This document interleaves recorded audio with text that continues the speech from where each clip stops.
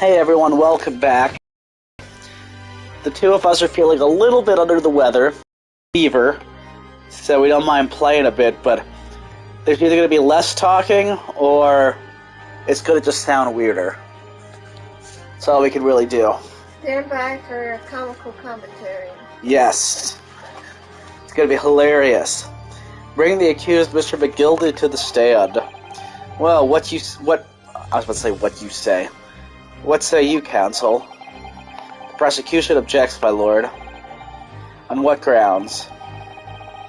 As a suspect, he will have already made a full statement to the police.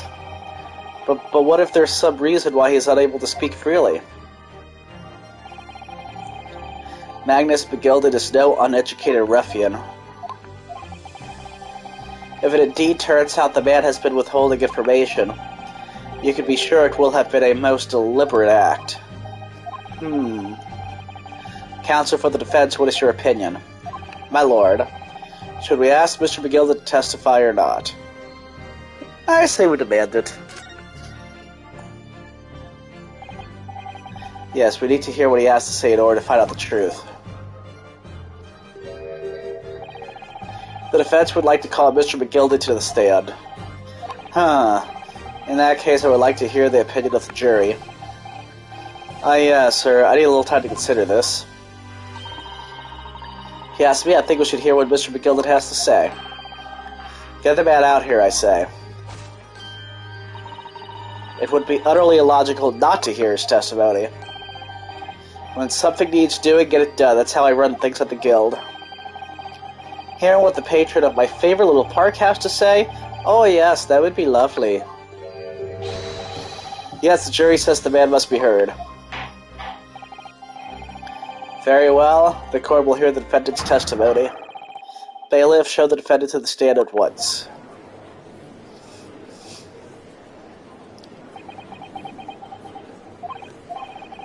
Now, maybe what actually happened that night will finally become clear.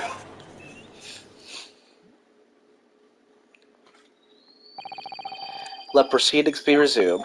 Oh, I hear my tea. Hold on a second.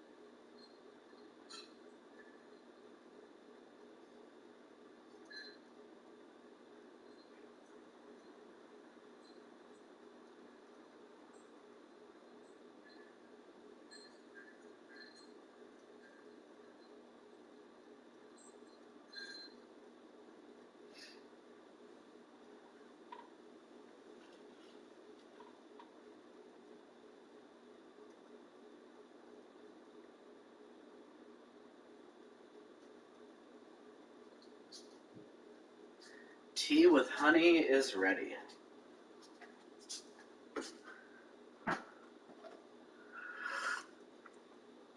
Okay. You ready? Tea with honey ready? Yes. Mr. McGilden, have you been listening to the discourse of the day?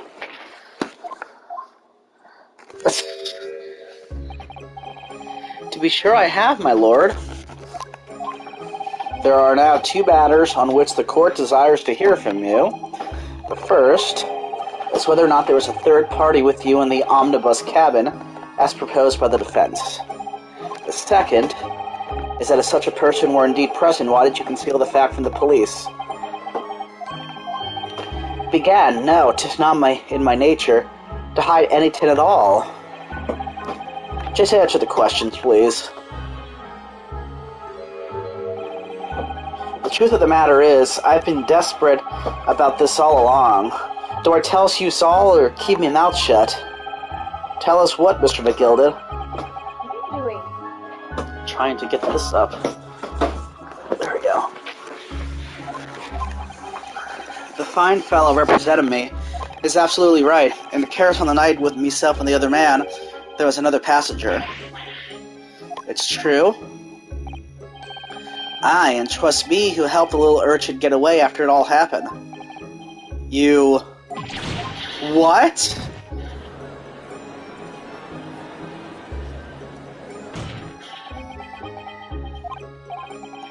No, Magnus McGilden, that convenient excuse can't save you now.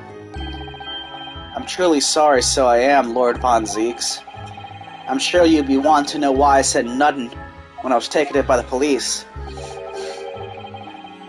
I do be having a very good reason, I assure you. Which was... Well, the little child was just in the wrong place at the wrong time, and not in any way involved, you see. What? If the police had known the wee one was there, they'd have assumed she'd done it.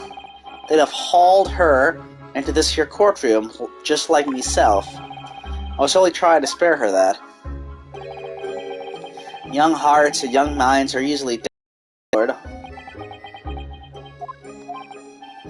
Huh. And who was this young child of whom you speak? That I don't know. You don't know? Aye, well, the wee ting just happened to be in the carriage that night. I never saw her before or since. We have absolutely no reason to believe this man. The prosecution calls for the witness's statements to be disregarded by the court. You know, I wouldn't be surprised if the urchin isn't here in this courtroom as we speak, listening to the proceedings. What? What? Someone's trying to get away. After them, it's no use. I can't see anything through all this smoke. What is going on? Be careful, Mr. Naruhodo. Cover your face. Bailiff, don't let the accused escape. Secure the omnibus. I hereby call emergency recess. Bailiff, ensure the defendant is in custody and clear the courtroom.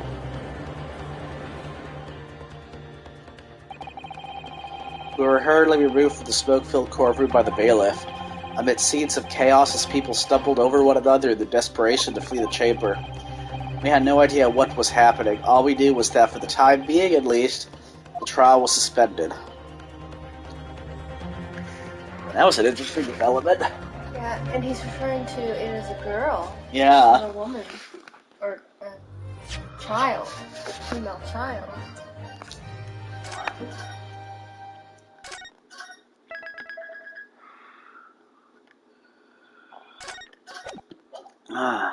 So don't know what the smoke's about. And he even said she's probably listening, which is interesting. I don't know why she would be. What on earth just happened in there? Mr. Naruhodo, I'm asked to find out what happened. Miss Usato, I was told it was an advanced form of smoke grenade, a type of exploding device that releases smoke. A smoke grenade, it sounds like the sort of things ninjas use. They're just making sure everything is safe now. I think the trial will start again before long. Sip of tea there. But who would have done something like that? Police managed to capture someone who was trying to flee the courtroom, apparently.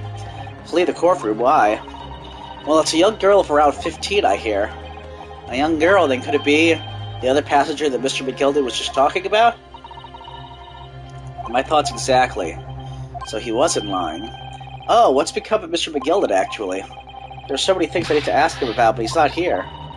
I think he was summoned to the prosecutor's antechamber to answer questions, along with the young girl. Who is she, I wonder? What was she even doing here at the trial? She was taking a huge risk, and for what possible benefit to herself? There's another matter that's troubling me. What's that? The 20 pence.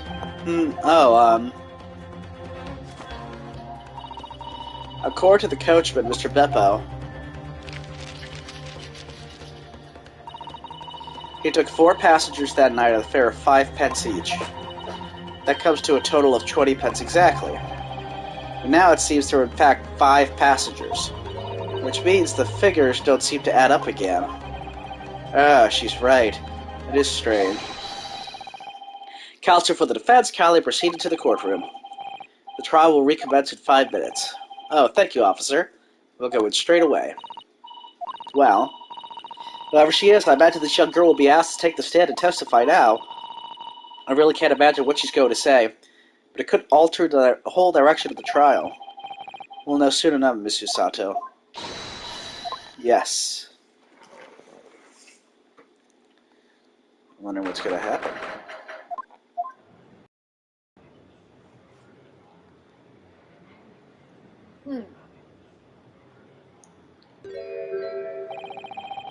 There's the young girl next to Mr. McGilden. Look.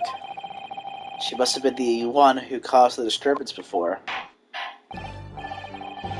Well, after that rather eventful recess, the court will now resume the trial of Mr. Magnus McGilden.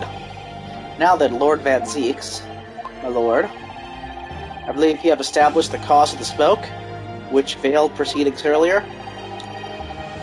It seems to have been an advanced form of smoke grenade, or the sort typically employed by the army. Good gracious, the army? What in the devil's name? It was an elaborate attempt by a young girl to cloak her escape from the public gallery, but she was caught, and now occupies the stands. Your name, girl? Are you responsible for the smoke grenade, which induced such pandemonium here in my courtroom? What is the meaning of this deplorable behavior? Ahem, if I may, my lord. Yes, Mr. McGilden? I think perhaps I ought to explain here. Why is it that this wee lass was here in the first place, and why she tried to vault like that? 'Tis all tied up with the events of that night, so it is. Very well, Mr. McGilden, give your testimony. You will explain to the court exactly how this young woman is involved in the case. Just what did happen that night? It's not like a defense lawyer needs that information or anything. Would you be able to speak on this? I need to sip some tea. Yeah. No? Yes. Oh. On the night in question, I took the back seat in the omnibus and promptly nodded off. Then, begorra! A loud thud and a wee scream woke me up with a fair start. There was a fellow collapsed on the floor at my feet, so I set him up on the seat across from me. Then I turned to find out where the scream had come from, and bless my soul, what did I see?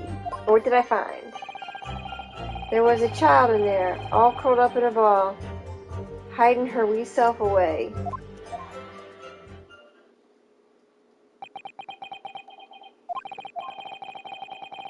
I remained somewhat baffled, I confess, but from what I gather on the night in question, this young girl was indeed riding in the omnibus. Is that correct?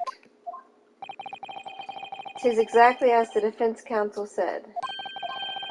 This last was the 5th passenger, my lord. Maybe she's a stowaway. Maybe in that compartment. Very well. The defense may now cross-examine the witness. Are you ready, counsel? Yes, my lord. Or rather, no. I have no idea where to start. Blankety blank blank blank.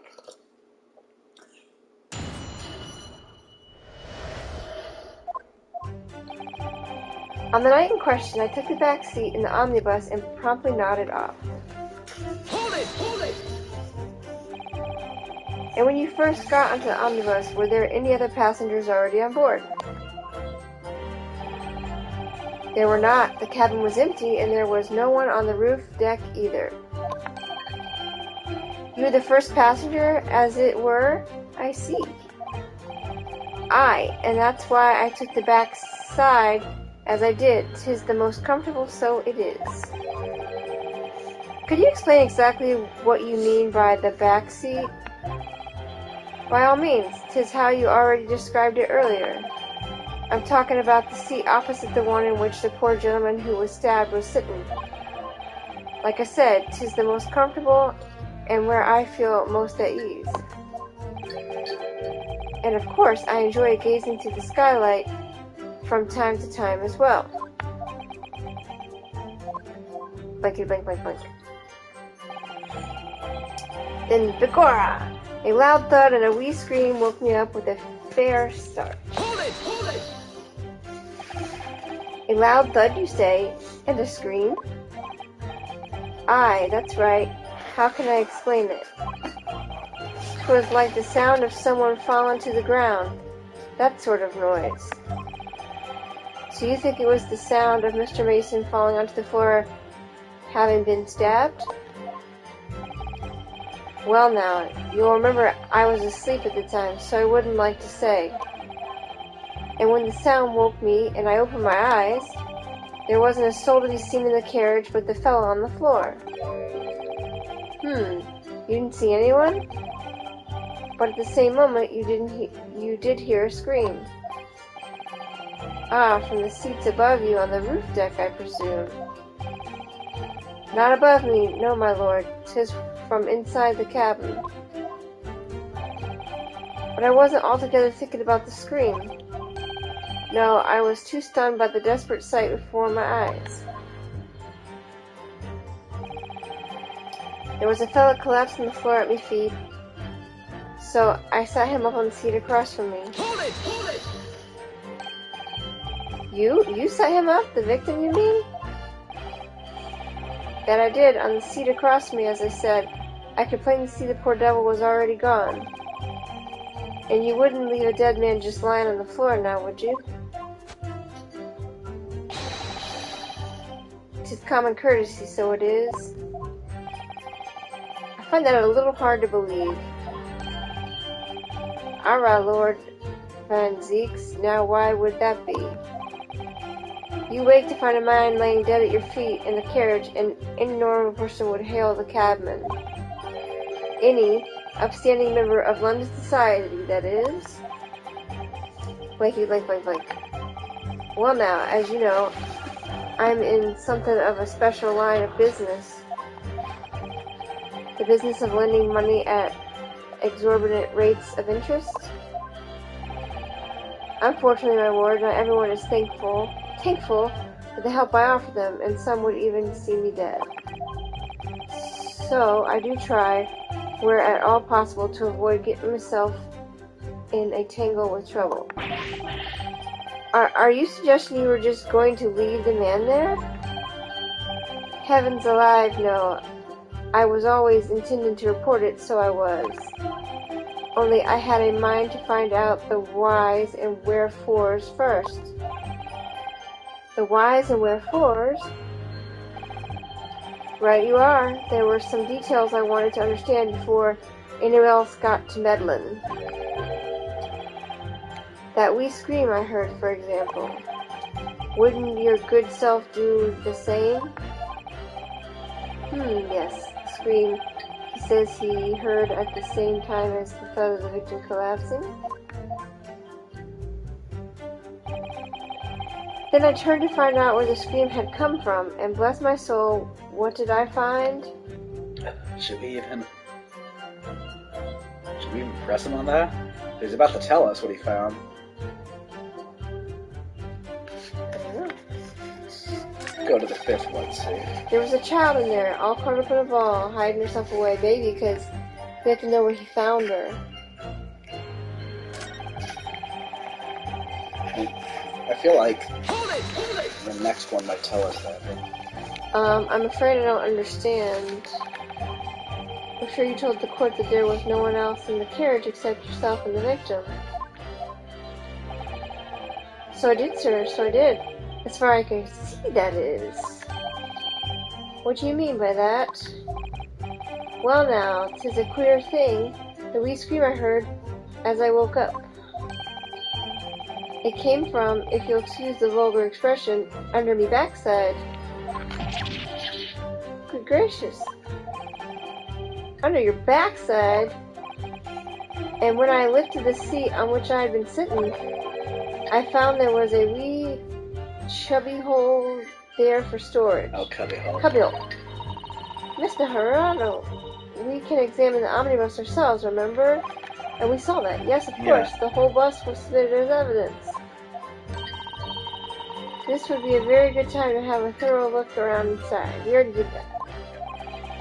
And that's when I found her. There was a child in there, all curled up in a ball, hiding her wee self away. Hold it! Hold it! You say she was hiding herself? Aye, that's right.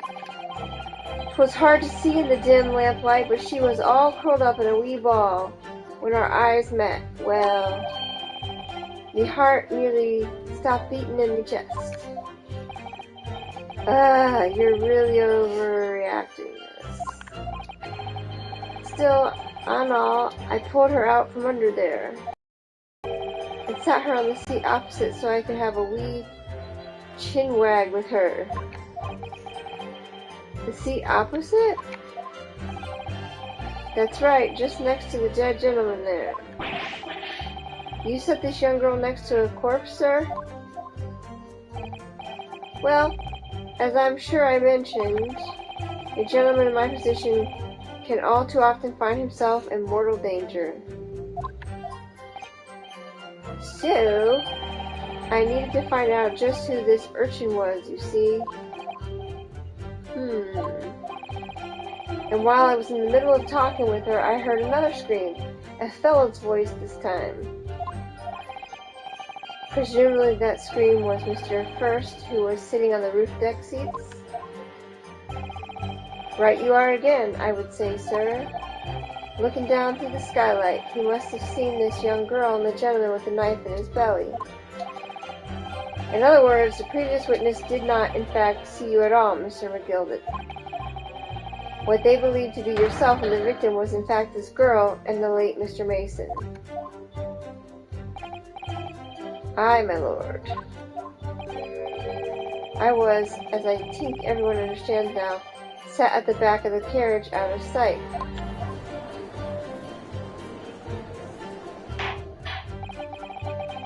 It is certainly plausible. The defendant is somewhat diminutive in stature, and readily confused, perhaps, with this young girl. After that, of course, with the scream from the gentleman over us, the driver realized something was wrong and pulled up the horses. Thank you, I've heard enough. The dentist explained, I'm clear in my mind. However, at least one conundrum remains. Yeah, who the hell stabbed him? Oh, who is this girl? And who the hell stabbed anybody? Yeah. Her name is Gina Lestrade, my lord. She's a chanter, earns her crust among large crowds, relieving people of their purses. Oh, she's a pickpocket. What's commonly called a pickpocket. What? This girl here, a petty thief?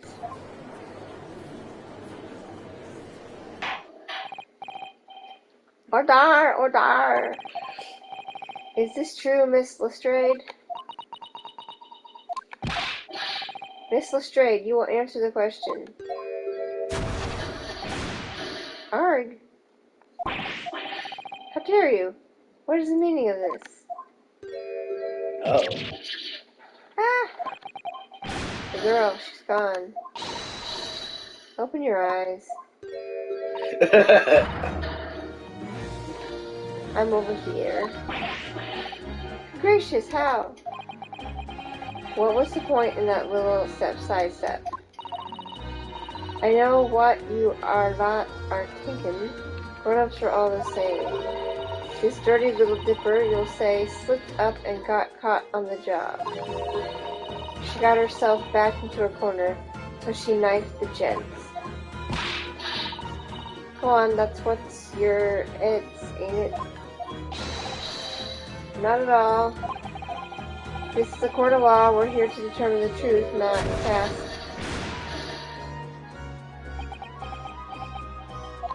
Blank. Look, knives are for cowards. Only thugs use weapons like that. All I need for what I do is these fingers. I'm a professional, right? Maybe not in your eyes, but I got pride in what I do. Let me guess, you don't count smoke guns among weapons for thugs. Oh, this was in a bag I lifted the other day, down where they keep the four-wheeled drags. It's nice, isn't it? I like the pink vest. Do not wave that thing in my direction again. So, you admit that you were riding an omnibus on the night in question.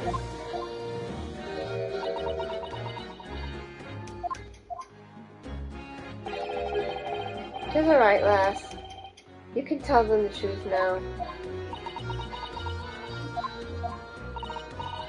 Alright, yeah. It's just like the Irishman said. The court accepts this girl, Miss Juno Lestrade, as a valid and significant witness in this case.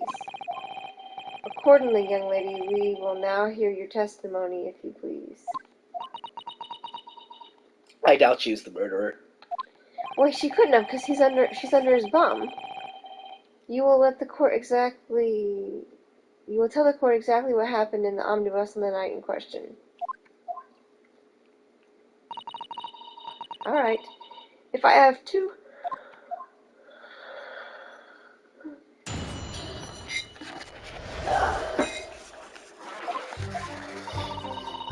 So I stuck inside the carriage before they hooked up the horses, just like always.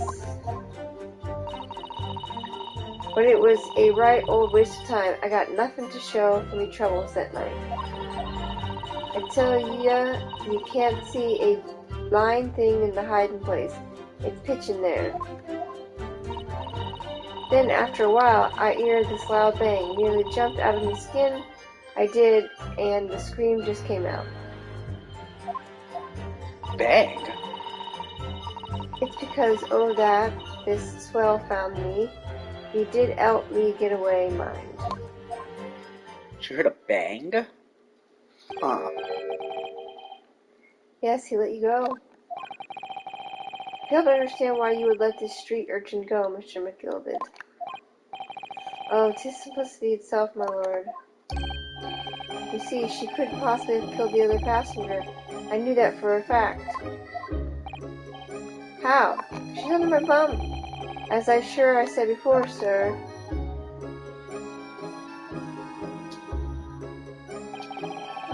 I was sitting right on top of the place where she was hiding herself. I think a demonstration is called for. This is where I sat that night. And the cubbyhole of which you have spoken is underneath the seat, I presume.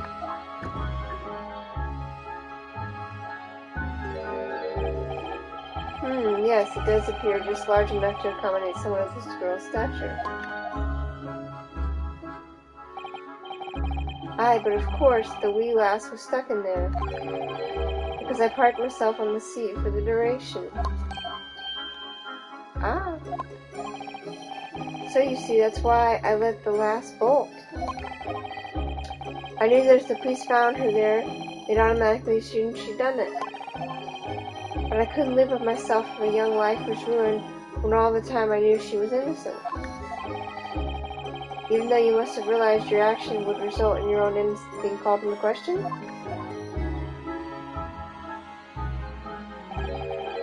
Not at all, my lord, not at all. I knew in my own heart that I was innocent. So I thought it was worth taking a punt on my own good name for the sake of the less fortunate lass. My goodness. What a perfect gentleman. My lord. This is a fine example of a man cannot possibly be guilty of a heinous crime like this. I'm ashamed of myself for ever doubting you, sir.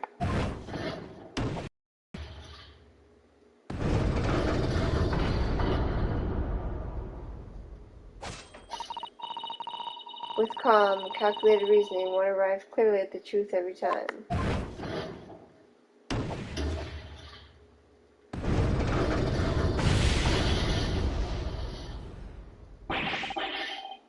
Saints alive! All 6 members of the jury consensual in their leaning to a verdict of not guilty. Mr. Maharodo, this, well, it must mean what? That we're victorious. Wait. We've won? Are you sure? Objection! What is that? If the sight of my iron-heeled wielding offends, pray, do forgive this discourtesy. So Wellington is a type of shoe. Interesting.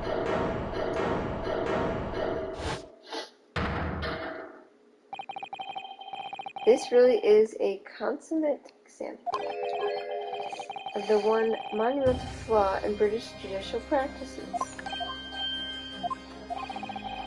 where evidence and reasoning should be paramount. Motion rules the day.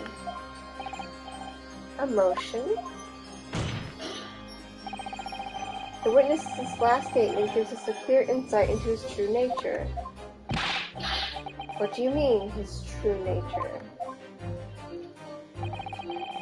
Do you really think Scotland Yard would have made such a glaring omission? After the incident, the omnibus was comprehensively searched by officers of the police. Obviously, the interior of this cubbyhole, as the witness put it, was included in their investigation. The compartment under the posterior seat was full of coachman's belongings. It's noted in black and white here in the police report. Good Lord! The evidence has been tampered with in order to corroborate Mr. McMillan's story. Someone has unlawfully removed everything from under the seat. Remember when we originally looked at it, we found stuff in there. What?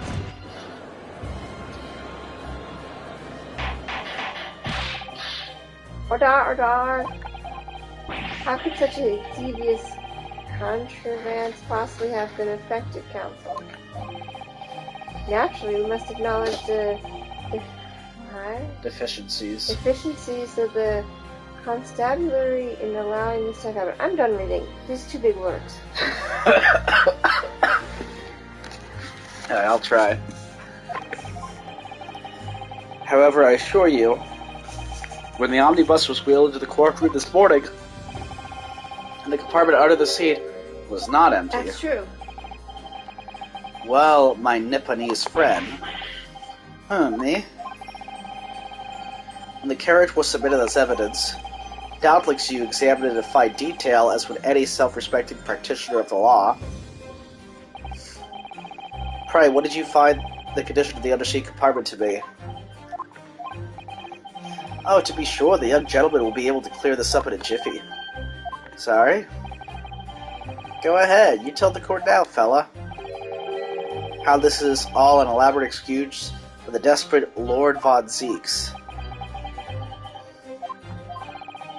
Well, counsel, do you have something to say on this matter? How am I supposed to answer? What can I say about the state of that little compartment under the seat of the omnibus? It wasn't empty. It wasn't, and I don't think lying about it's going to help our case.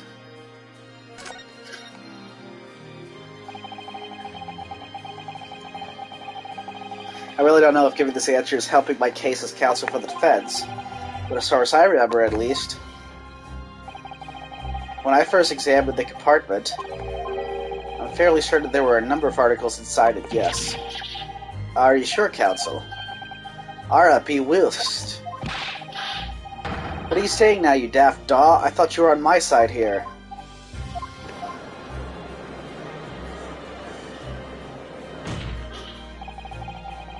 What game are you playing? Your task is to defend the man in the stand. Why would you say something to compromise his position? Because it's the truth.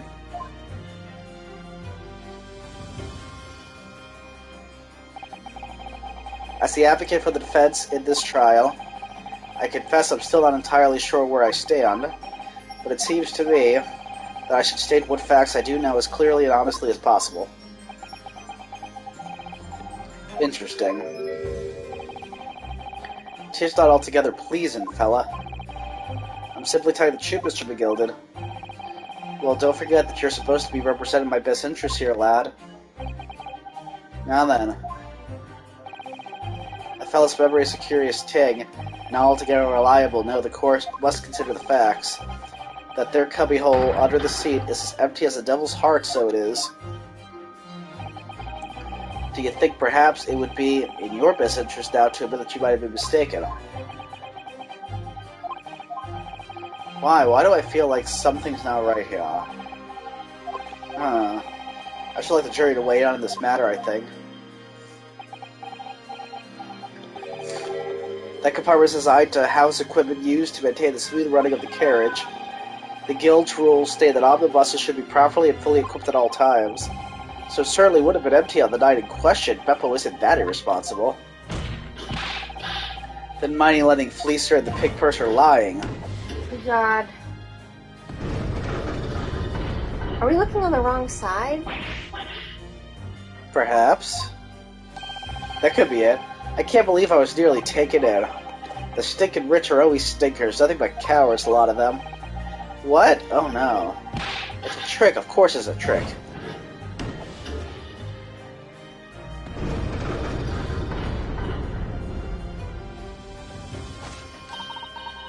Quite so, I must concur here.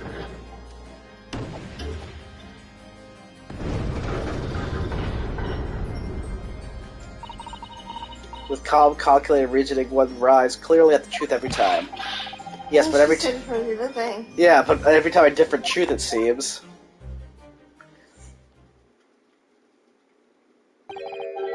My lord, I humbly exhibit the scales of justice. Clearly, a verdict of not guilty at this time would be wholly inappropriate. Thank you, counsel.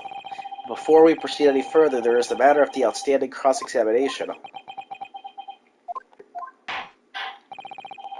Counsel for the defense, begin your questioning of the witness, please. Yes, my lord. What just happened? The whole balance of the trial just shifted almost beyond recognition. The Reaper of the Bailey is at work, it would seem.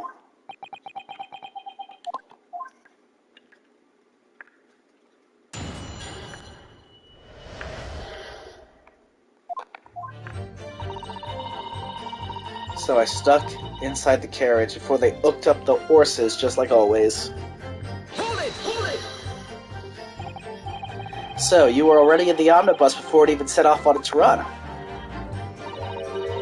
Well, yeah, I mean, what's the point of spending a Joey to make a few bob, eh? That's her rum idea, innit? I suppose she means there's no point spending money to make money. It actually makes sense. Counsel, may remind you that this girl's a petty thief. Kindly refrain from entertaining her tenants.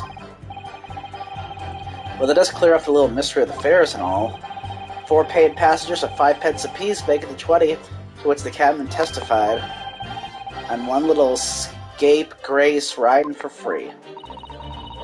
The red cock of a driver always goes for some grub before his last run, see? And that's when I slip into the carriage and get myself in and under the seat. Nice and easy, right? But your hiding place is a storage compartment. Full of equipment for the coach, no?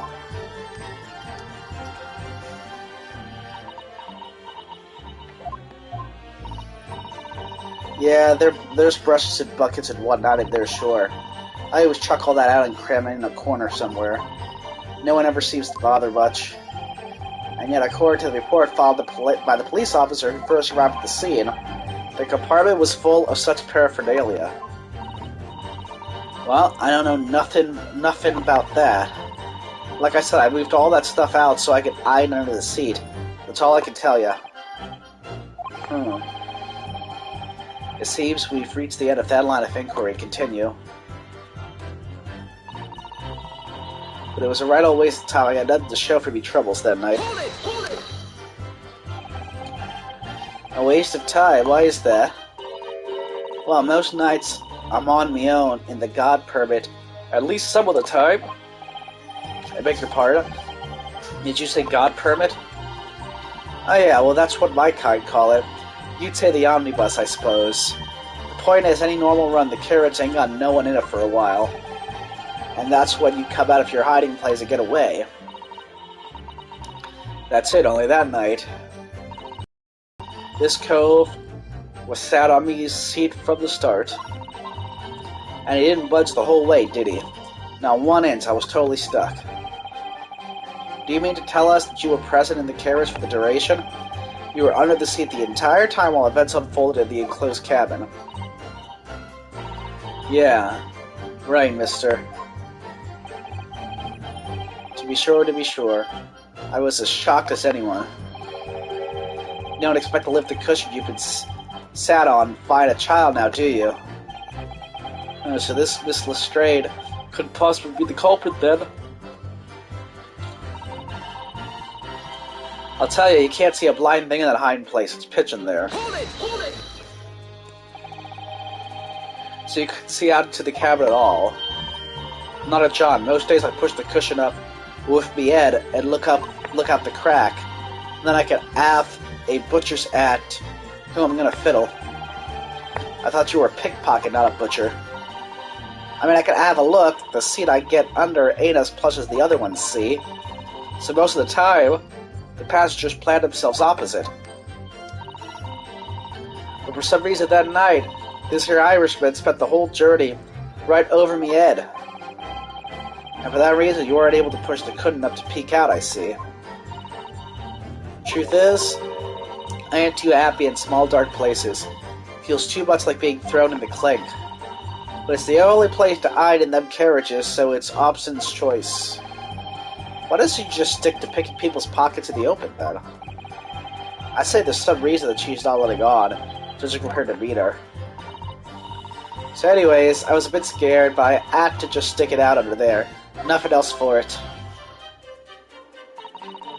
Then after a while, I hear this loud bang, nearly jumped out of my skin I did, and the scream just came out. The bang, when you say a loud bang, do you mean the noise of someone falling to the floor? Could have been, I suppose. I don't remember so well.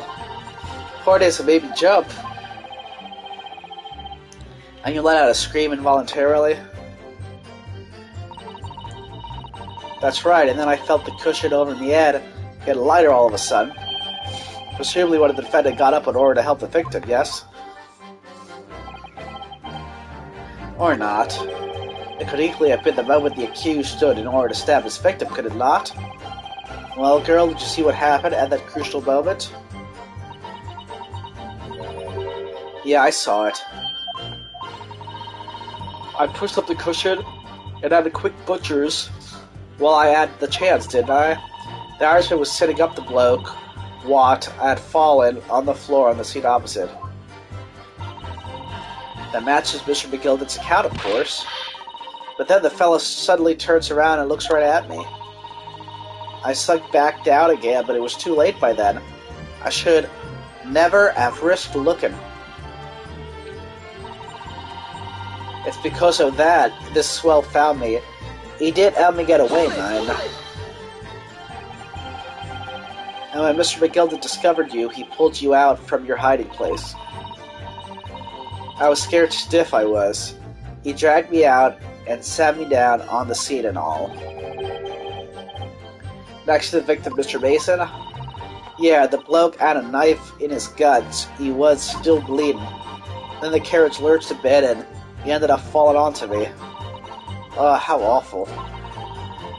Both me hands got covered in blood and made me feel sick as a dog. Both her hands covered in blood. That must be what the rooftop passenger saw. After that, I believe you talked with Mr. McGilded for a while, is that correct? He asked me some stuff. Wanted to know my name and what I was up to and that. Then I heard something from up above. Someone scream. Yes, Mr. First on the roof deck, one would presume. Well, I didn't want no one seeing me face, so I didn't look up. Then the horses were drawn up smartish, and this here Irishman says to me, "Get back under the seat. I'll see if you can get away later." All 6 members of the jury had decided the defendant was innocent. For one brief shining moment, yes. It's clear that they are still very unsure. If we could just find some conclusive piece of evidence among this new testimony, I'm sure we could clinch the verdict we want. Yes, I think you're right. I have this niggling feeling. What are you doing? Something's bothering me, but I can't quite put my finger on it. Kitty? Oh, Kitty. What are you doing, Kitty? I don't want him on the desk. That's the thing, that's where he always goes. Oh, let me see if I can get him back here. Come here, Kitty. Oh dear.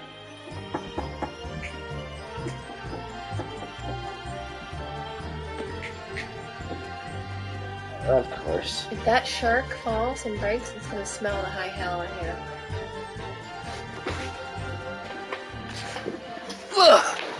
Okay.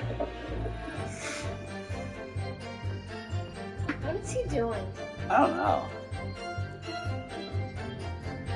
I don't know what he thinks he's gonna do up there.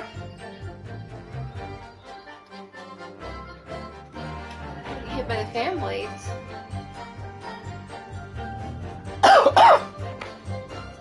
Cat's an idiot.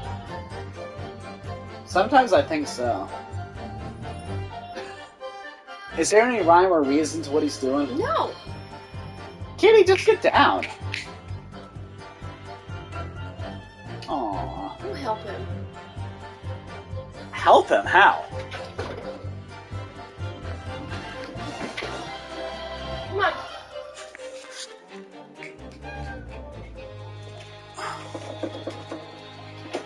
Okay, there we go. Sorry, his cat's really dumb.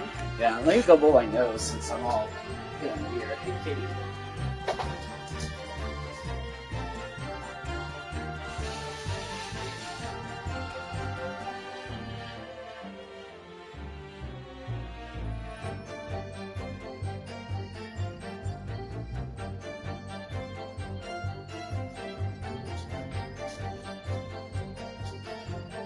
Okay. Hey. Let's look at this again.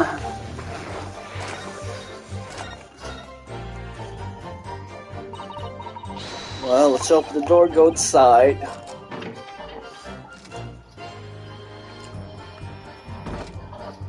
You can't look under that one. Oh, there is blood on the floor. There wasn't blood on the floor before. Was there? That's blood, isn't it? Is something wrong? Oh, it's just, well, the blood stain is so obvious, that's all. And Von Zeeks has made no mention of it. I suppose that does seem a little strange. Why do I have such a bad feeling about this?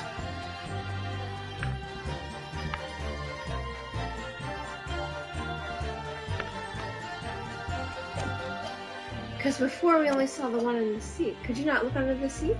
Nope, I cannot.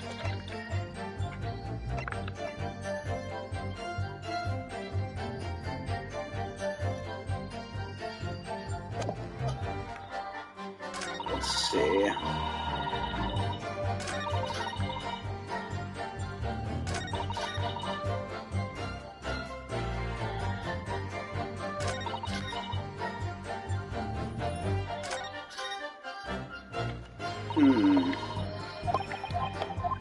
So, If we could just find some conclusive piece of evidence among this new testimony, I'm sure we would clinch the verdict we want.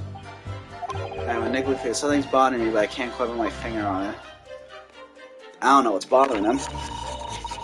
Well, let's press again, because sometimes information you get later you could use before.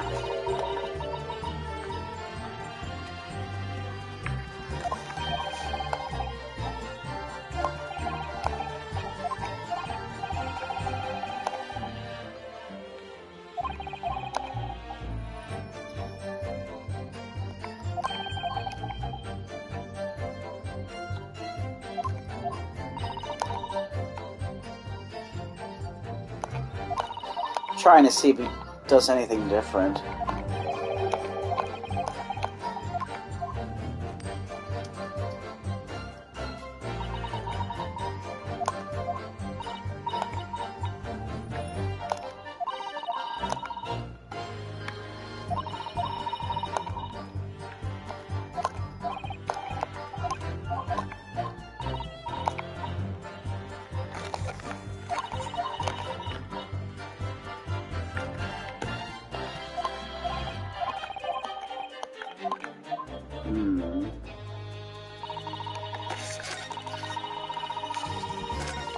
Let's see. I really should have done this at the time.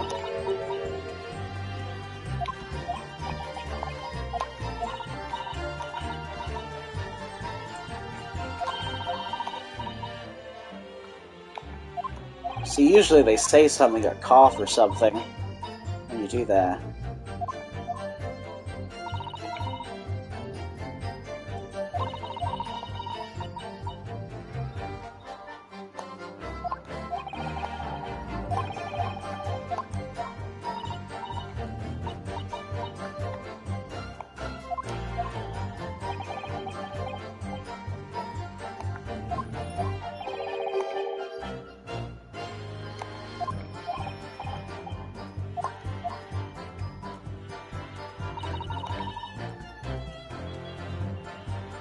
Hold it!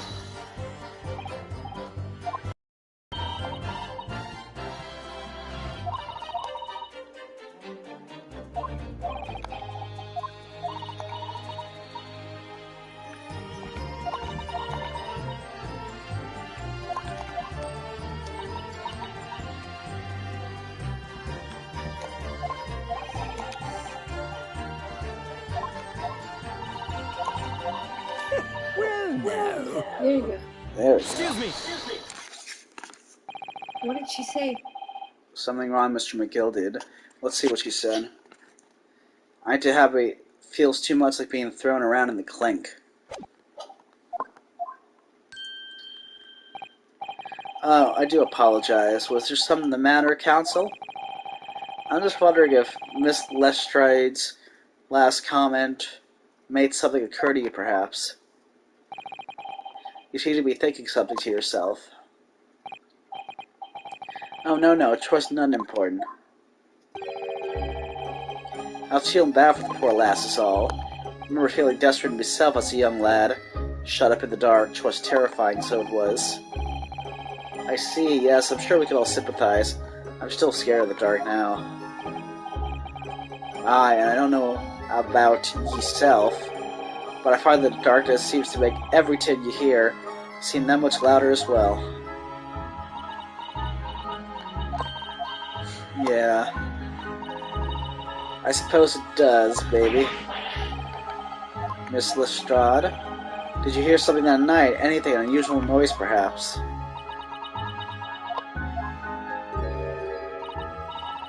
Nah, not really. All I could hear was the Irishman snoring.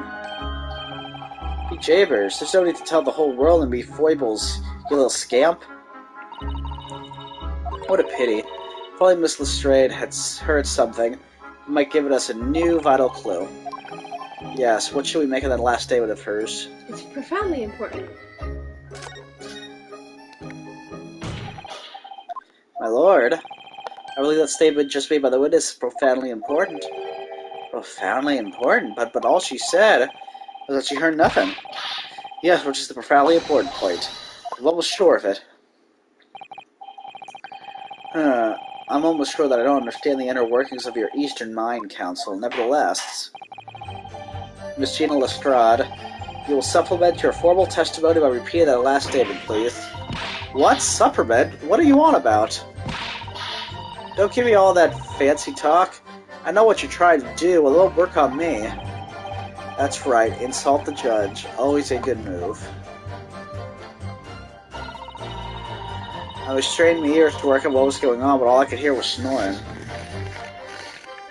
Hold it! Hold it! So you were strained to hear what was happening the entire time since the moment you hit yourself. I'm not exactly, no. Sorry. Well, there was no one in the cabin to start with. I could just push the cushion up and have a butcher's to see what was what.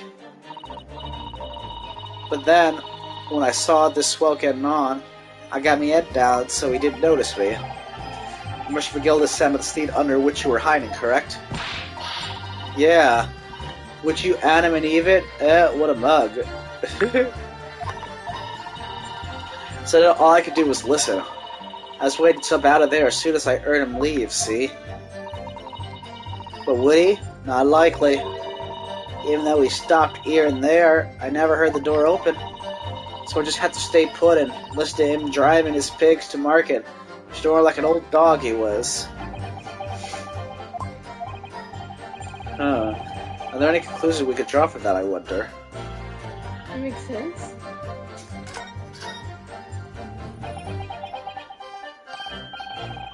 Well, it all seems to make sense. You took your time reaching that conclusion, Counsel. What was that for Von Zeeks? Is he laughing? Very well then, continue with the cross-examination. I think there was something there, I just don't know what. You're supposed to present something, I think.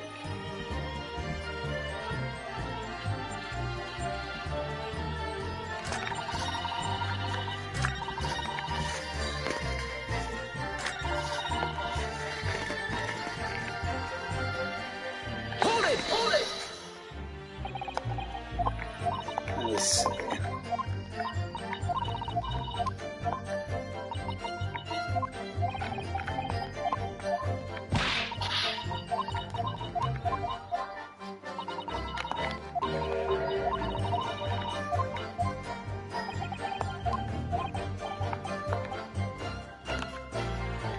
Let's try this. Miss Lestrade, what you have just told the court is clearly at odds with the facts. Ah! At odds? Are you sure, man? Absolutely. Teased by Lord Nippety's friend is not as dull-witted as I feared. Von Zeeks realized it too. I missed something. Counsel, I must insist that you bolster your claim with evidence, or some complicit party's name at the very least. Yes, my lord. I expect you to demonstrate this alleged contradiction to the court. According to Miss Lestrade, while she was hiding in the omnibus that night, she heard nothing but the sound of Mr. McGilded snoring. But think, Ryunosuke, think. There's something else she should have heard.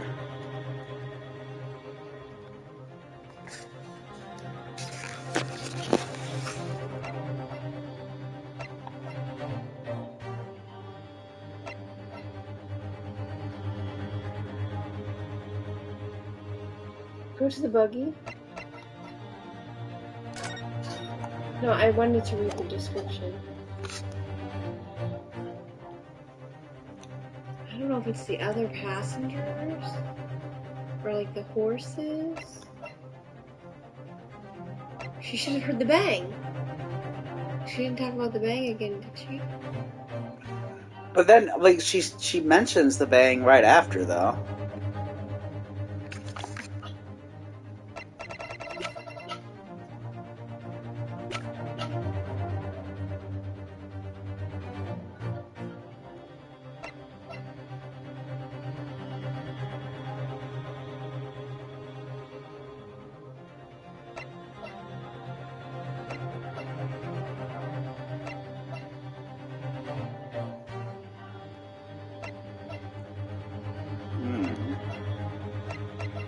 can't read them.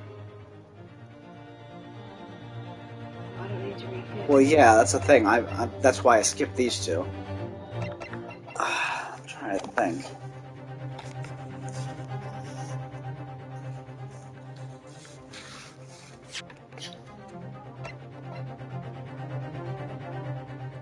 She didn't hear snore. She only heard snoring until the bang, and that's when she screamed.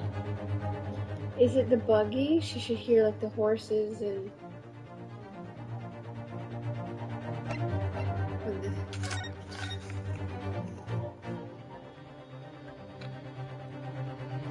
She should have heard him scream? No.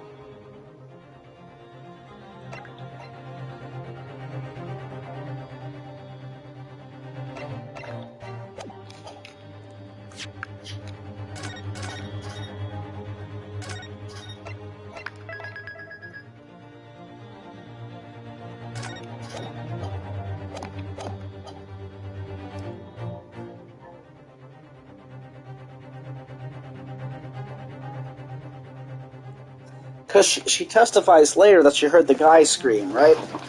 She did that like She later. said she heard a bang. No, but when we pressed her later, she testified that she heard someone scream, right? But lady first guy. The guy on the roof. Yeah. Yeah. Huh. She should have heard the victim get on. But she said all she heard was the snoring. See, when she got on, she was by herself. Then Mr. McGilda got on. And then she said all she heard was him snoring. Right. Did he do anything else before sleeping? He said he nodded right off as soon as he got on. Huh.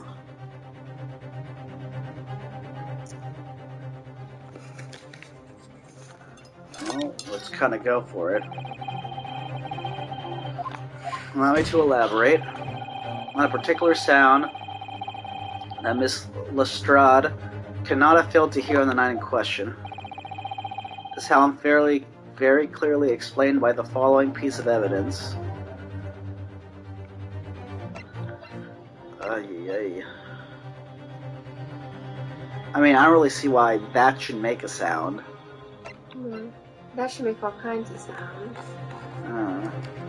I mean, let's try it and see if it goes somewhere. Nope. It would seem phantoms are at work again, this time in my Nippity's friend's ears. I concur, no sound is apparent to me at all. Oh, allow me to introduce you to a sound that will be very real indeed, however. The sound of your death throes. He's right, that was loud. Well then, counsel. According to Miss Lestrade, whilst she was hiding in the omnibus that night, she heard nothing but the sound of Mr. McGilda snoring. But think, Rinosuke, think.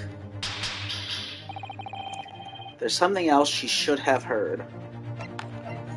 Well, let's see what... Very well, my lord, allow me to elaborate. A particular sound that Miss Lestrade could not have failed to hear in the night in question. The sound very clearly explained by the presence of the following person.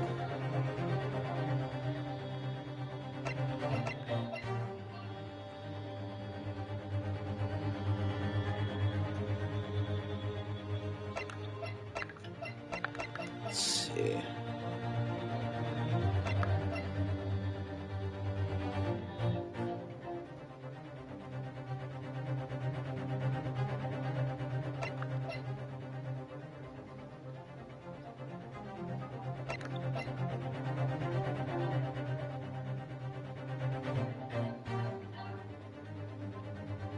She did later testify that he... Huh.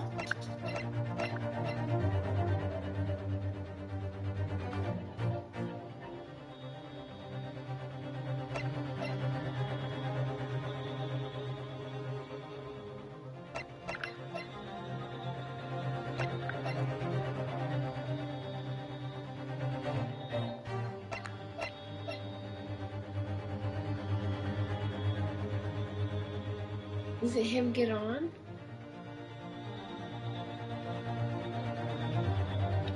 Possibly. Let me see. Take that! That's it? Thrice fired Mason? Yes, my lord, the sound that Miss Lestrade cannot have failed to hear is that of the victim, Mr. Mason, boarding the omnibus.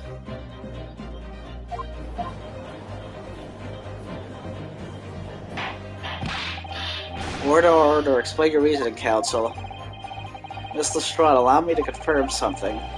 You claimed earlier that you were the first person on board the omnibus, is that correct? Yeah, of course I was. I don't know whilst the driver was at the pub, didn't I?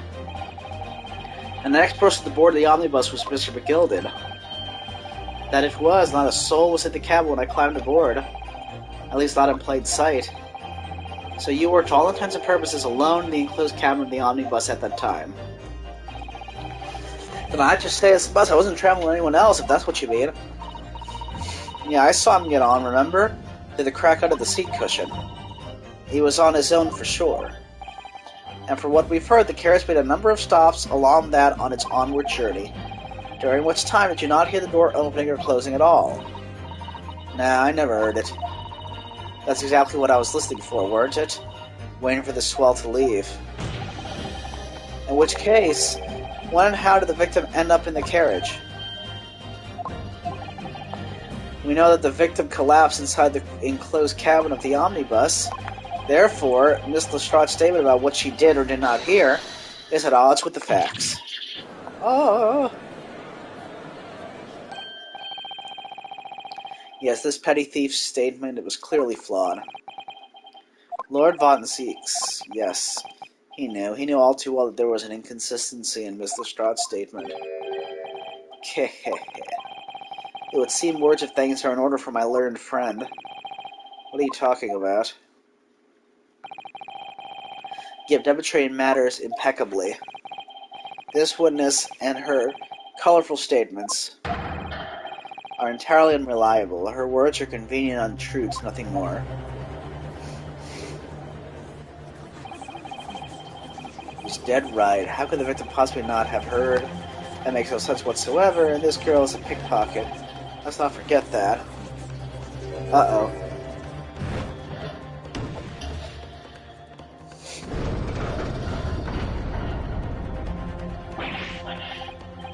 She didn't say anything.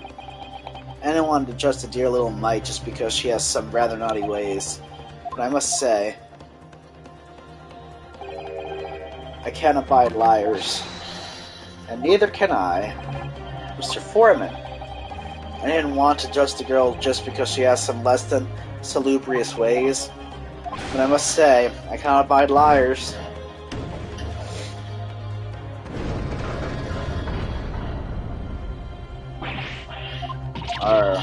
Mr. Naruhodo, that's 5 jury members leaning toward guilty. Well, your consideration for others is refreshing, my Nipponese friend. To the considerable troubles you have spared me.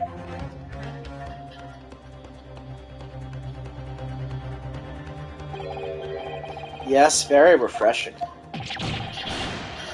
Arr! Gar, what are you playing at? Have you forgotten who you're working for, you useless Eastern Amadin? This is Cartage, it's perfect. Man, what a sicko. Jury number 2 is the only one left.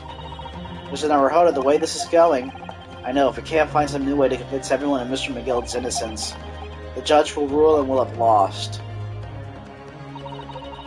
I very much want to believe the words of one of London's most respected gentlemen, but those of us in service know we must accept hard truths. Hold it! Hold it!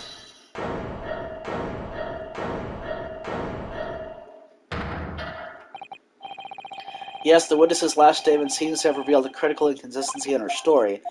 However, if we consider the possibility that her statement is in fact the truth, it may shed an entirely new light on this whole case. What are you saying? Counsel? I'm sorry, sir. Whatever do you mean? Counsel, I will not tolerate you attempting to prorogue my adjudication. Explain yourself at once. When the accused boarded the omnibus on the night in question, the victim was nowhere to be seen. Subsequently, the carriage door was not heard opening a single time, as testified by the witness in the stand. And yet the victim's body was found inside the carriage.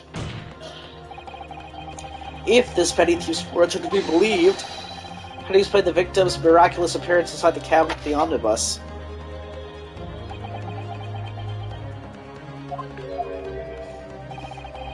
There's only one way to explain how the victim came to be inside the carriage. Huh. Well, the blood on the floor was there for some time, right? Yeah. I mean... Boy, let's see. I don't know. I don't know if there's another entrance. Because you can't come through the skylight, right? Right, without being seen by them. And she would hear some kind of door opening, or it would have to come to a stop, right? Right. So...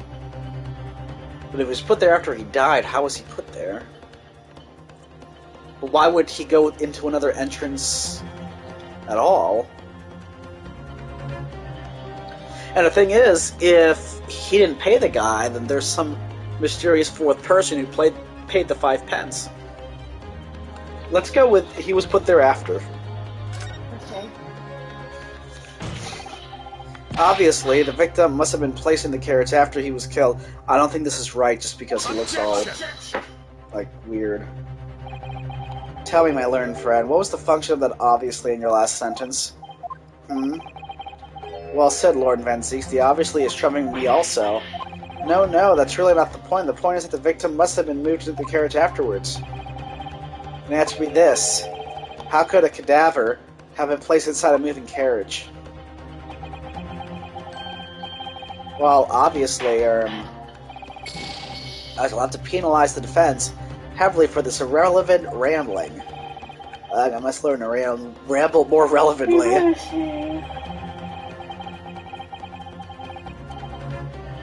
Oh. Yeah, that seemed a little... Racist. If this petty thief's words are to be believed... Can you save it? Not yet.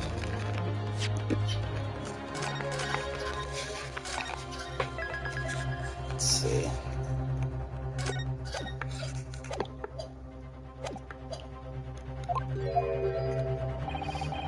There's only one way to explain how the victim came to be inside the carriage.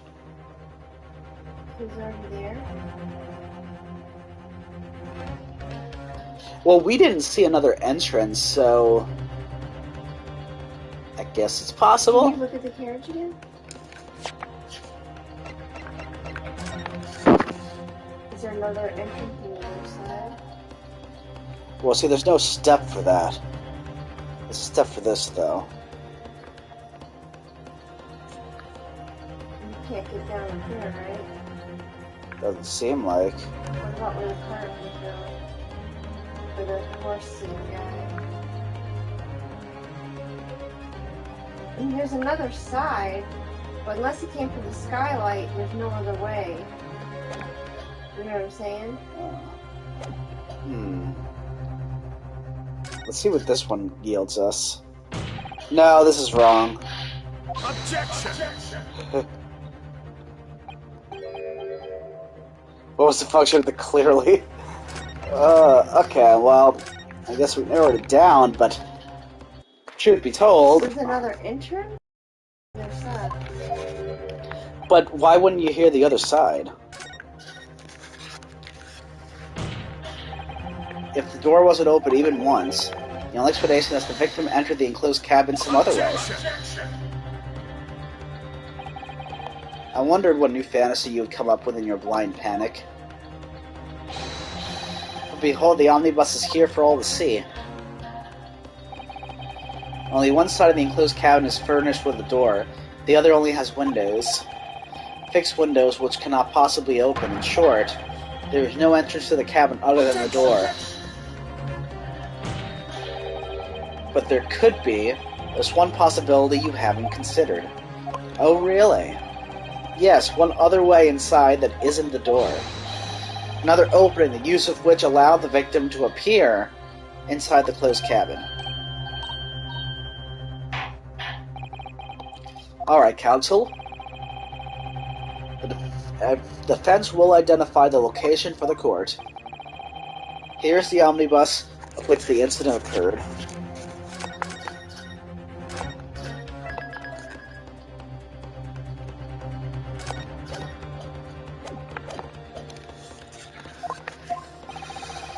Where on earth is this entrance by which you propose the victim enter the cabin? Can't be the skylight, can it?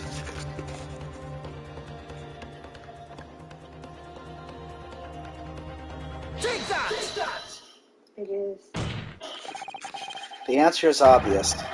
It can only have been the skylight. I say the skylight? That means that one of the other people did it. Your ludicrous proposal almost has to be lost for words. However, the skylight may well be large enough for someone to pass through.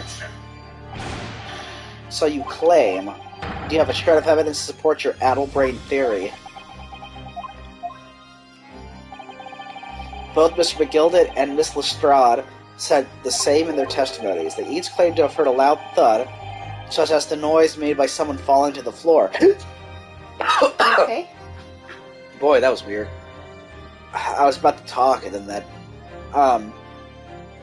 That makes sense, though. Why would it be so loud, just falling to the floor? But if you fell from the skylight, it'd be loud, so I guess I see now. Even though we haven't figured out exactly who or how. It's gonna have to be Bruce. Let's see. Yes, which has already been explained, as the sound of the victim falling from his seat having been assaulted with a dagger. Yes, it has, but when a man slipping from the seat onto the floor really made such a loud noise as the witnesses described, a noise loud enough to cause Miss Lestrade to let out an involuntary cry, in fact? Good gracious. Perhaps, in fact, that was the moment the victim had made his entrance into the cabin. No, let me rephrase that.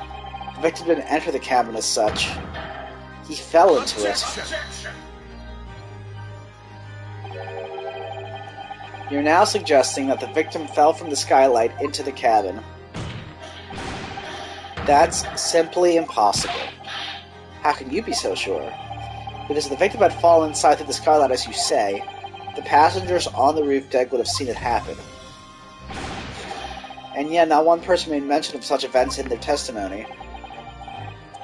Well, yes, that's true, but...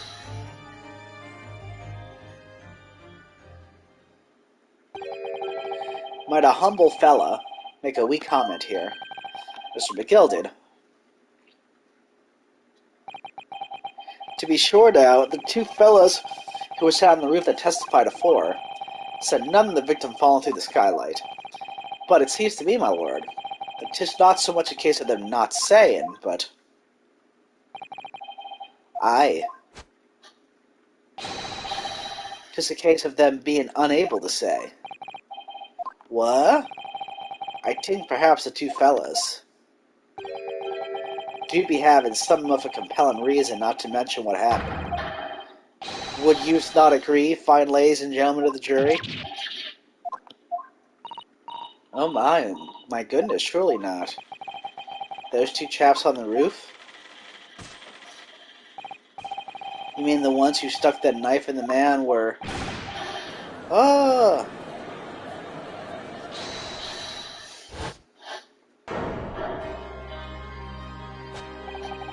Just what exactly are you insinuating here, you blitherer? You rotter, he said, you rotter. What are you insinuating? What the heck is he doing? Getting ready to fight, I guess? I guess that's how he does it. This is a flaming outrage. I have a good mind to give you a blinker in a minute. He's been scared. I'll give you a shiner in a minute, he said, and so will I. Mr. Fairplay, you're effectively accusing me, a city gentleman and well-respected banker, and me, a very angry hatter, suggested that someone like me could have stabbed that man in the guts? It's a disgrace, it's scandalous, it's arr. I protest in the strongest possible terms. That's right, I protest too. About you, Euron scoundrel.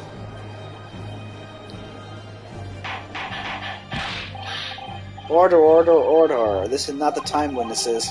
I will not permit this wanton invasion of the stand. Return to the anteroom at once. But this is beyond reason, my lord. It's outrageous. It's very hurtful, you know. My lord, if I may comment. Go ahead, Lord Von Zeeks. It was the defense that incited this outburst from the witnesses. My learned friend has seen fit to abandon all protocol and accuse the witnesses without proof. Accuse? I never intended to. It seems, young Nipponese, that your command of the English tongue is wanting. You proposed to this court that the victim fell through the skylight from the roof deck of the omnibus. That hypothesis cannot possibly stand without the rooftop passengers being aware of the events. You have branded these gentlemen liars. You have intimated their criminal guilt. In our British courts of law, this is what is termed a baseless accusation. I know I was arrested with this idea before without any actual evidence, but you can't just dismiss it without a second thought. What a waste of time for it. Get them to, testify. I thought there was something fishy about that hat from the moment I laid eyes on the fellow. We have to see this matter through now, one way or another. If there's filth and rubbish in our midst, we must dispose of it at once. What's happening, Mr. Naruhodo? The spectators of the public gallery they're in a complete frenzy.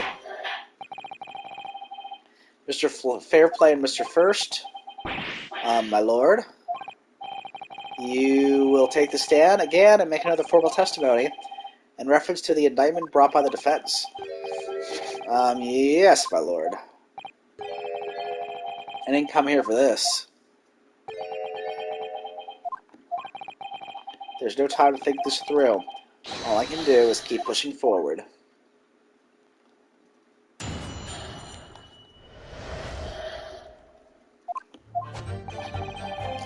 We're the only two people up on that roof deck, dead or alive, I can swear to that. If anything had happened while we were sitting, don't you think one or the other of us would have noticed? In any case, neither of us know the first thing about the victim. We had no reason to kill the man. The skylight was shut the entire time, I tell you. We couldn't possibly have opened it. If we're sure the victim fell through the skylight, where is your proof? Bloodstain? I must say that on listening to this testimony, it is somewhat hard to imagine how either witness could perform any malevolent act on this open rooftop deck without the other noticing forthwith. That's right, you see. We're innocent, I tell you. Although logically, of course, the argument falls down if the two of you were in collusion with one another. What? Eh? According to investigations by Scotland Yard, the two witnesses shared no common dealing. Well, I don't trust coppers any more than I trust the stinking rich. Something doesn't feel right here. The trial is going in our favor, really, so why do I feel so uneasy? Counsel for the defense, over to you. Your cross-examination, please. Oh, yes, my lord. Give me 1 sec. All that tea makes me need to excuse myself.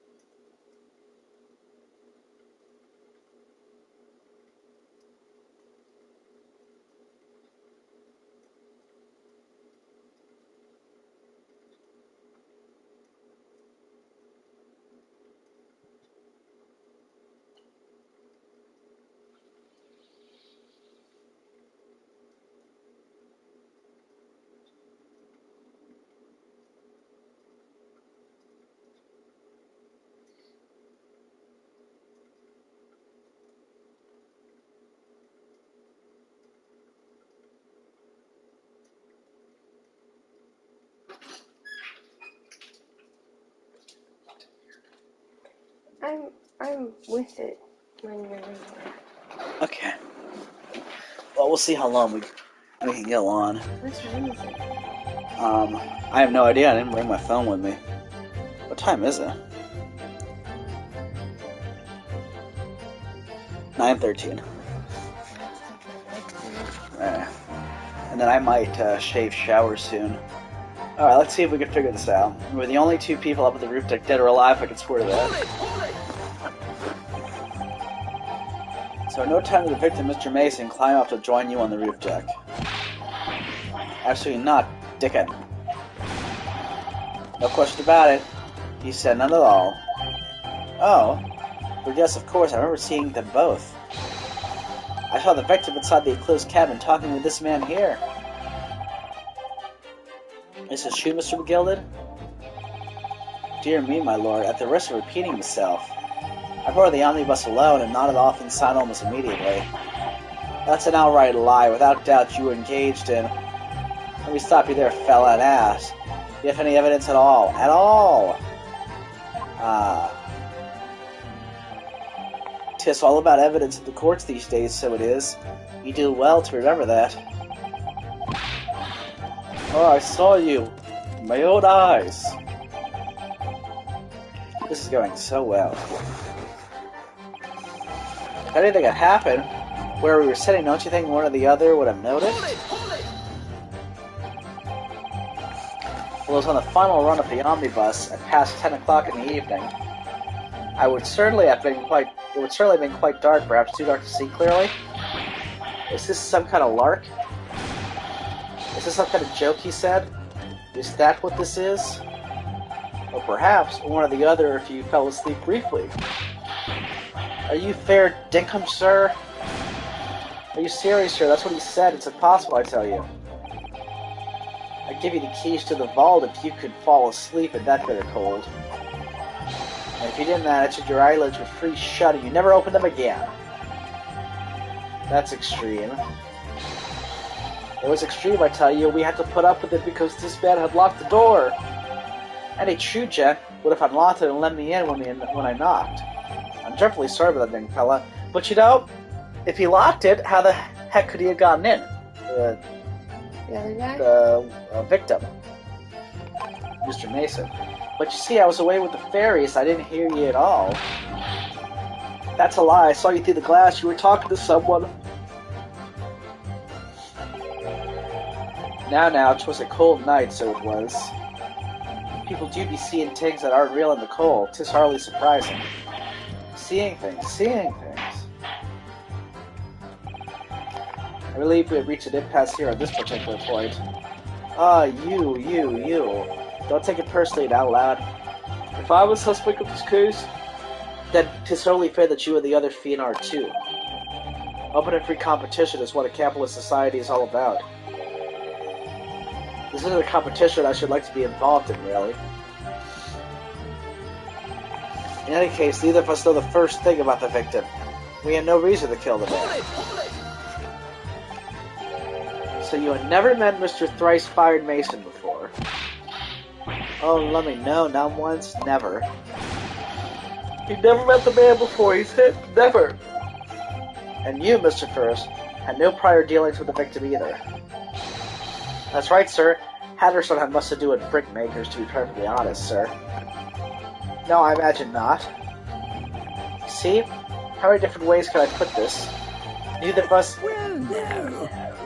Have the most connection to gentlemen who were inside the cabin. Okay. Excuse me. It's probably on the ledger. Should the Gilded?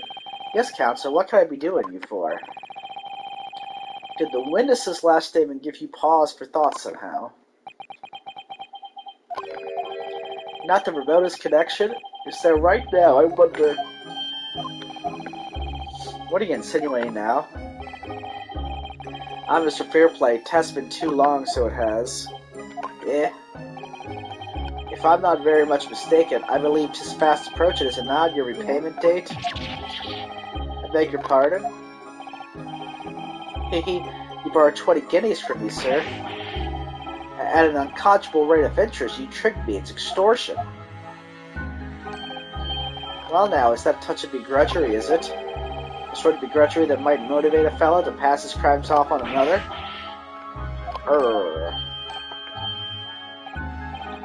And young Mr. First.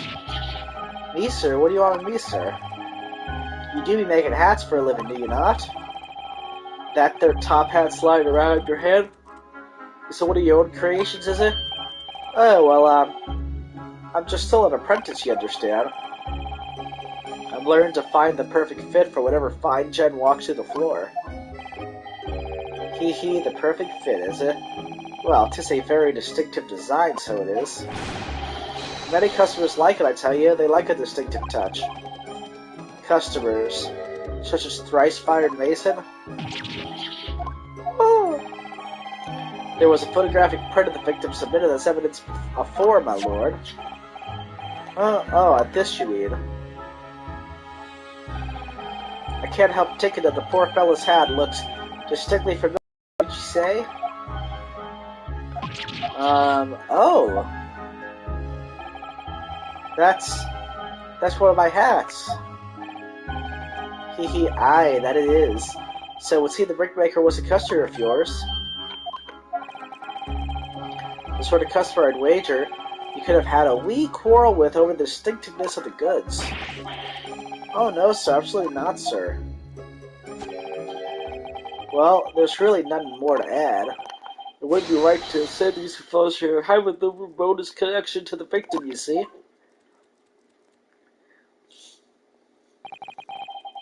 I rest my case. You little weasel. Arr. He's better at this than I am. Gosh, Mr. McGilden has certainly been thorough in his research, hasn't he?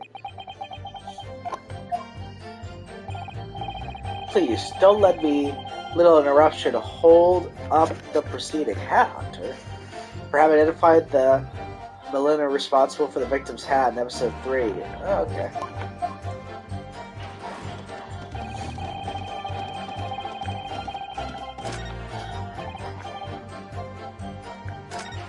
Okay. Hold it! Hold it! Are you quite certain about that? The skylight was shut the entire time? I'm going to lose my block with you in a minute. He's going to lose his rag with you in a minute. That's what he said. Take a look for yourself. Go on. See, it's just fast now, just like it was on that night. So it is, of course. A fellow the size of Mr. Mason could likely break right through it, still and all. What? Just look at the size of the tin, you understand. Alright, now you hold on a minute there, sure. The size of the tin means nothing. Not at all. Let's consider the bigger picture here, shall we? Let's stop biting our cage, shall we? I was trying the omnibus on another occasion when, well, I broke wind, loudly. I shocked myself with it as it happens.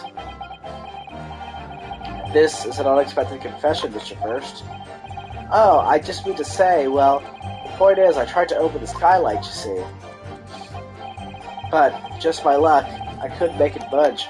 The stench was terrible. Everyone was looking daggers at me, sir. I went as red as rouge, I did. Are you expecting me to sentence you? Oh, no, sir. The point is, the skylight can't be open. I tried to try when I was inside the cabin. A shame. Can't be open from the inside. It can't be from the outside. Excuse me! You have something to say about that, Miss Lestrade? Miss Lestrade? It opens. Huh? The skylight. This is what we're talking about, right?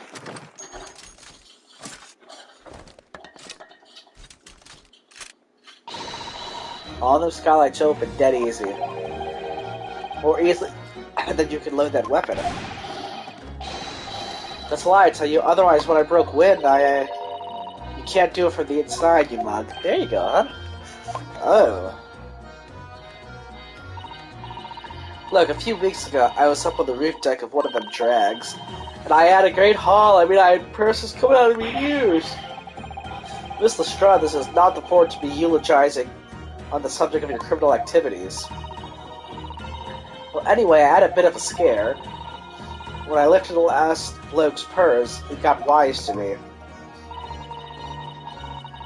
All four of them surrounded me, so I couldn't hop off the bus and leg it.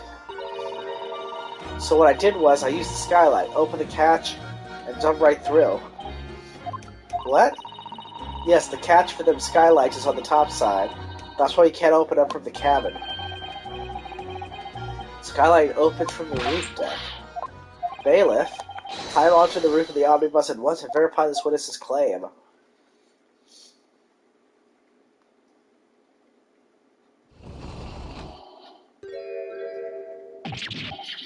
Ah, oh, my hat. See?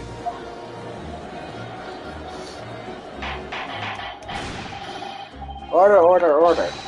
So it appears that the street girl's statement is quite true. I don't believe it. The skylight opens. And from the roof deck. Mr. Naruhodo. This could be the clue we've been looking for. Well, counsel for the defense, please continue with your cross-examination. Yes, my lord. So the skylight opens. Perhaps I should investigate for myself. Ooh.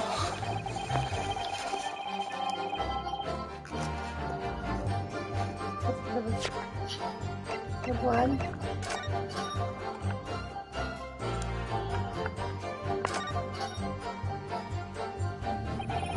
So the skylight was fastened shut before. Now the catch has been undone, we should be able to open it. Oh, there's blood on the skylight. There is? Yeah, look on the door. See it? Oh. So this is the roof deck of the omnibus. Oh, what a confused people say.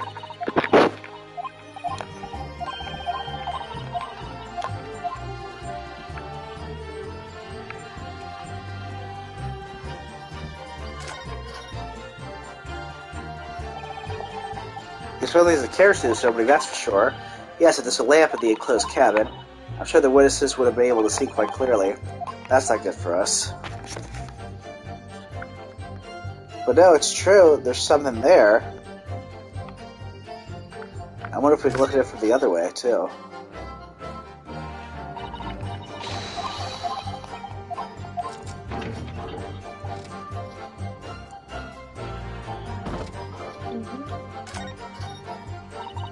Yes, it does open very wide, doesn't it? Why have to kick someone like you through, certainly, Mr. Naruhodo?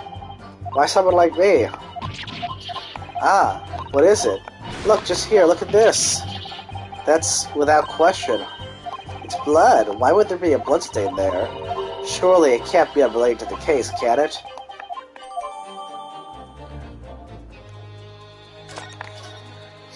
There we go. Objection! On the night in question, the victim was fatally stabbed in the stomach. Immediately afterwards, the victim's body was pushed through the skylight into the cabin below. Those are the facts and the irrefutable proof. It remains clearly visible in the omnibus that stands before us today in this very courtroom. What? That's utter humbug. Alright, you can't possibly have any evidence. No, you can't. I mean, we didn't do it, I tell you. It's impossible. Irrefutable proof here in this courtroom. Counsel? My lord. I believe everyone would appreciate a little clarification here, huh? Where exactly within the omnibus is this evidence to which you allude? I'll point out what it is that proves the victim fell from the roof deck to the skylight. I don't think it's this. It's the upper one. Got it! By Jupiter, is that blood? Arr. This bloodstain proves two things. Firstly, when the incident occurred, the skylight of the omnibus was open. What? And secondly, the victim was already bleeding when he fell through the opening. Oh my. And so it follows that Miss McGilded, who was inside the enclosed cabin himself at the time, cannot possibly be guilty of this crime. No! Order. But the blood could have been sprayed up there when the fellow was stabbed inside the cabin. It only found its way to that one in the skylight. Sure, that would be very convenient. And let's keep it in mind, the skylight catch can only be unfastened from the roof deck. I myself wouldn't have been able to open it now, would I? But, there's no way to know for certain, is there, if the jet really fell through the skylight, I mean? Why don't you have a good look at the floor of the cabin between the two seats, Mr. First? Just all too plain, if you see. There's the aftermath that shows the poor fellow dropped from a fair height right there, so it is. What? No. But it can't be lies! My fellow jury members, I think we can all agree that this is clear proof of the defendant's innocence, can't we? I believe we can, yes, sir. It's clear to me now where the filthy rubbish can be found in this courtroom. So, they thought they could pull the wool over my eyes, did they? I don't tolerate any of the guild's carriages being sullied with blood. I won't tolerate it. Oh, I always knew that nice gentleman who gave us his life apart couldn't have done such a thing. I'm 3 than everyone. 1, 2, 3. Objection!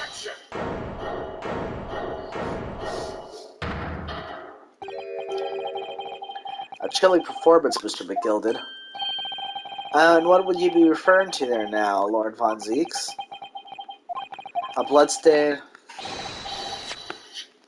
on the fair of the skylight? Such evidence is null and void. What? Why? For what extremely simple reason? That smear of blood never existed. What are you talking about?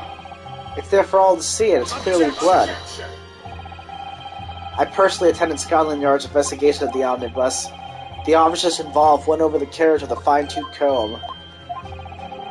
So I can say with absolute surety, no such smear of blood existed in the carriage. At least not until this trial began. But, are you suggesting, Lord Von Zieks, that the stain of blood was fabricated, my lord? Yes, and while this court has been in session.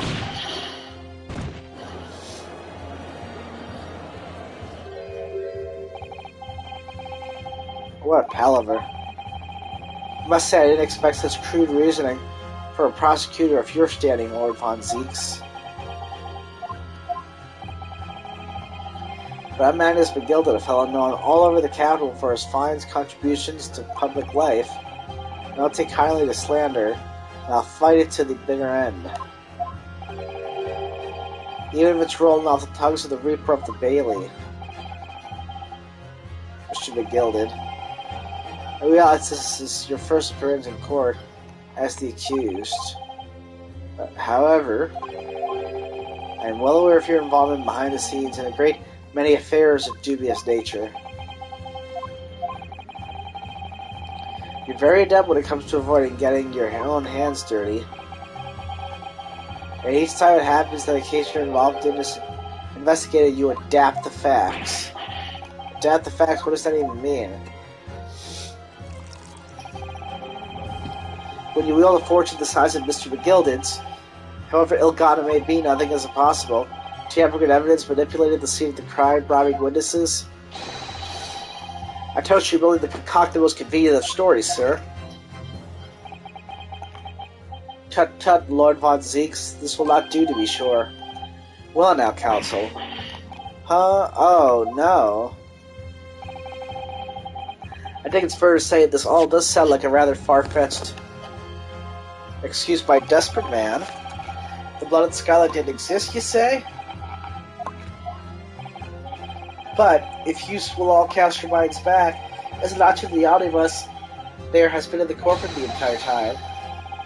How could anyone possibly have put a smear of blood in it without the world and his wife seeing? Isn't that right now, counsel? It's true, the omnibus has been in full view the entire time the court has been in session. My learned friend, here's to hearing your opinion on this matter in your own words.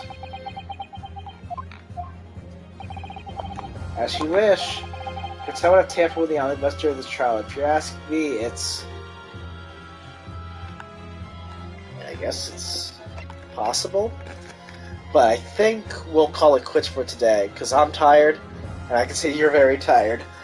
So, kind of a weird place to end it, but we'll be sleepwalking through this. Yeah, it's not the game's fault, we're just a little under the weather. So let's save.